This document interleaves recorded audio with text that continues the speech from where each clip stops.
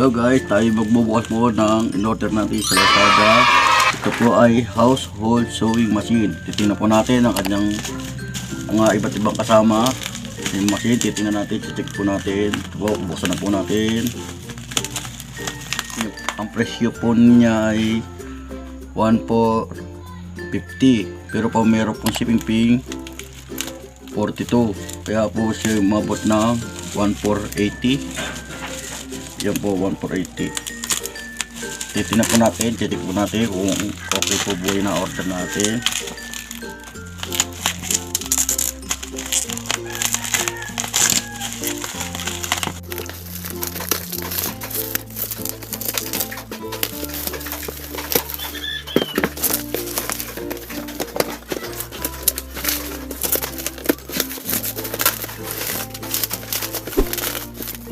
Ito po siya.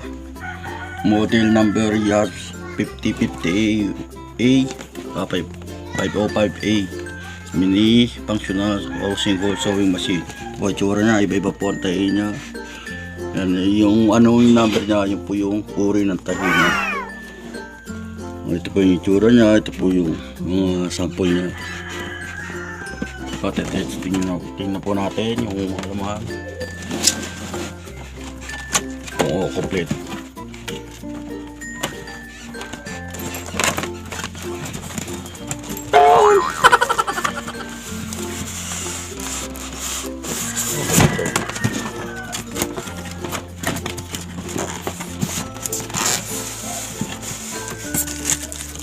Ito ang kanyang bagi. Ito po yung ano niya, manual po. Ito po yung kasama niya, mga sinulit, yung guide foot, winder. Ito po mga kasama niya. Ito na po yung buong body niya. Ito po yung kanyang pedal, apakan. Ito po ang saksakan po niya para tumakbo. Ito po yung pang control para kumandar. Ito po yung sinasaksak sa kuryente. At ito na ang itsura niya. Mukha naman po siyang tinesting. Ibig sabihin okay po nakamander.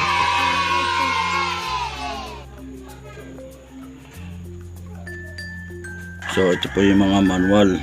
Basahin na lang po ninyo kung ano po mga nilalaman, ano mga parts niya.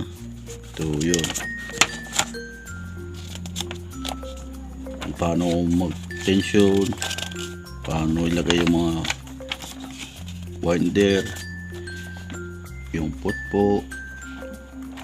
Yan po, tuturo na naman po dito sa manual.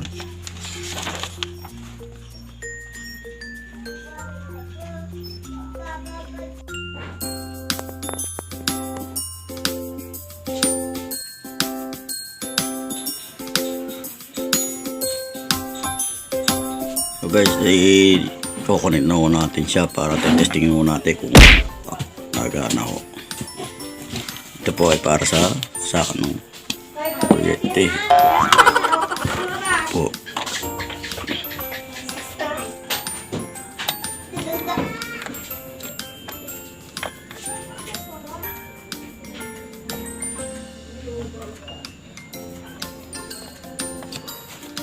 Kanyang pedal.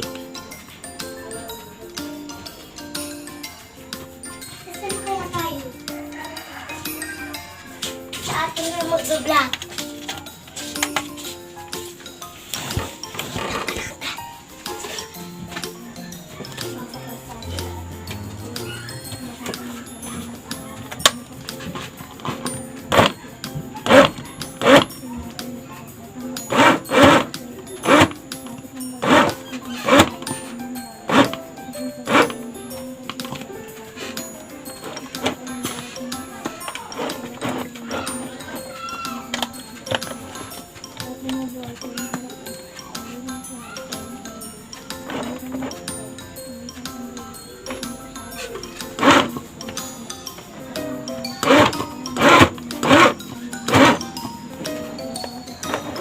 So guys, yan po, nakana po.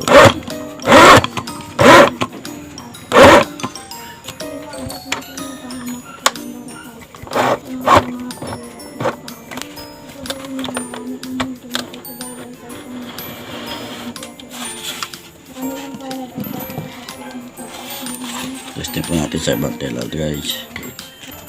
So guys, try po natin. Ito po yung nasa likod yung pangangat niya po ng pot. Try na po natin guys.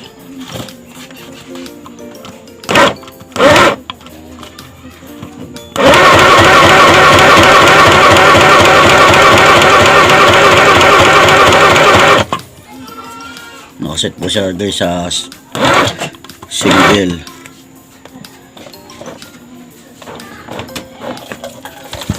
Single po ang tahi niya.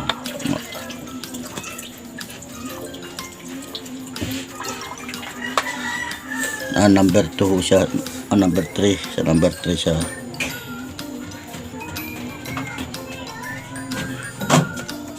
Pag ano natin, angat po natin ng karayong pag ipipit po natin.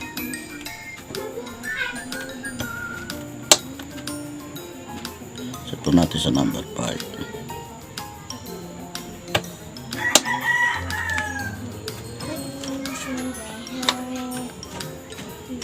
Nano natin kung pag number 5 o ano tayo.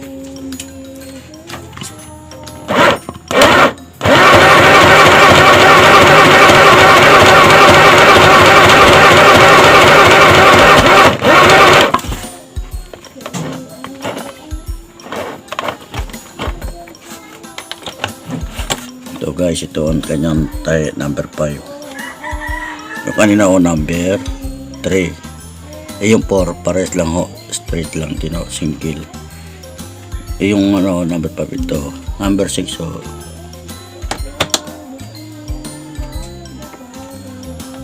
Pag pinito natin na tadlawin tatandaan, nakaangat ang pot para hindi masira kasi may timing ho yan.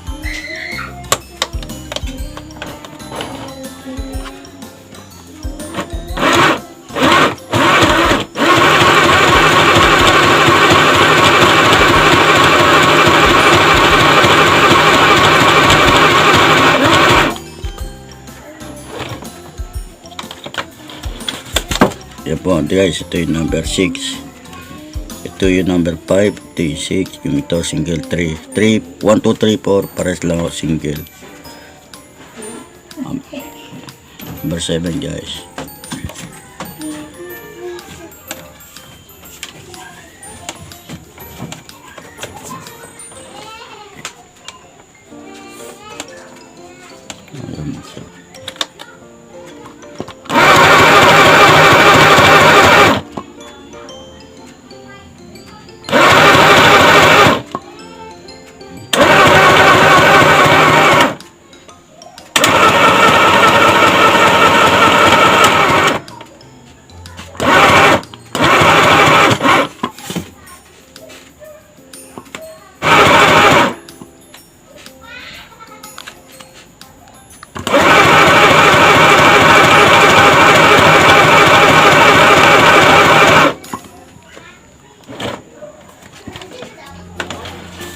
So guys, ang rider natin number 7 ay sigsag, pero all mga sigsag mo.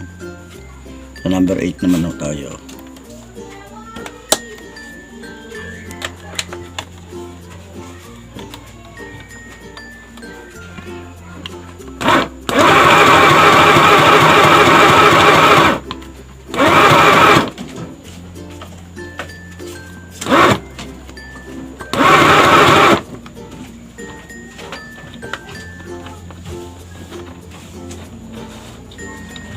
Number of style embroidery.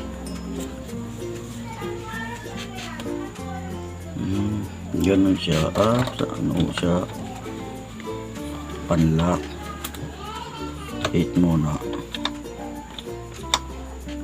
About para sa mga pambutas.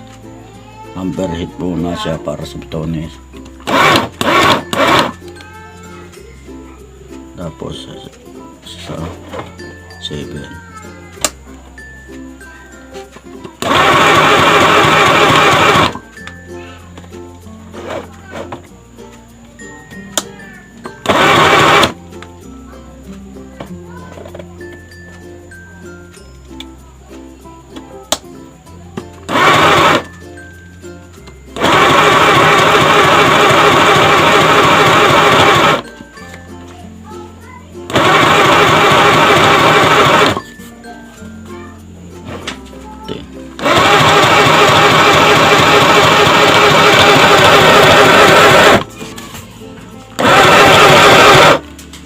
sigsag din natin.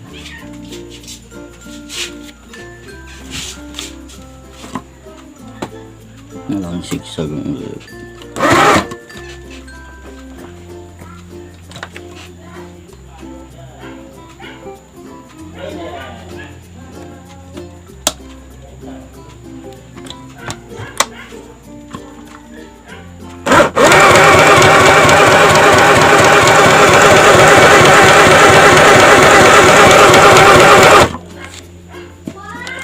ito po ang 12. Malaking sigsag po. Maganda naman o siya tumakbo. Ayos naman o kahit mabagal. Pero napapabilis naman o. Ito ang low height. So nga lang pag pinindot nyo yan dire-diretso, hindi na ako kailangan magpedal.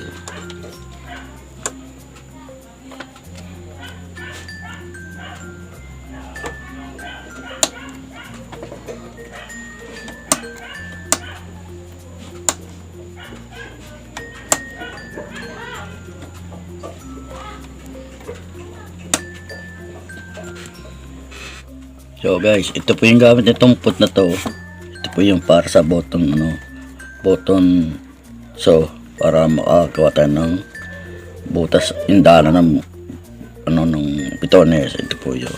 Ang gagawin po natin ay number 7. Ito po number 7 po para makagawa tayo ng button. So button hole pala. Ito tatayin nyo lang sigsag, tapos gupitin nyo na lang sa gitna. Tantayin nyo na lang kung gano'ng kalaki yung gusto nyo sukat. Kayo na lang naggagay doon yan. Meron naman hugas kung agkasad po yung kung gusto mo gano'ng kahaba. May sukatan naman po yan. Kaya yan, na-adjust yan. Kung hanggang saan gusto nyo gahaba ng gagawin yung butas. Yan. Kung maliit lang, yan lang. At mga tatlong guhit o. Pag maliit lang bitones. Pag malaki kayo, adjust ho kayo. Bahala na ho kayo kung anong gusto nyong sukat ng Basta ang pipindutin nyo, number 7. Sigsag. Sigsag na malito. Number 7. Pwede nyo gamitin yung 8. Yung para sa lock. Kasi yung lock nyo sa taas baba. Yung para pero mas mano-mano yun nila, pero 7 sa 7 no. So guys, sana natuwa kayo sa pinakita kong demo. Okay naman yung binuksan kong makina na in-order ko sa Lazada. Okay naman siya, hindi naman ako napahiya. Kaya bibigay ko sa kanya 5 star.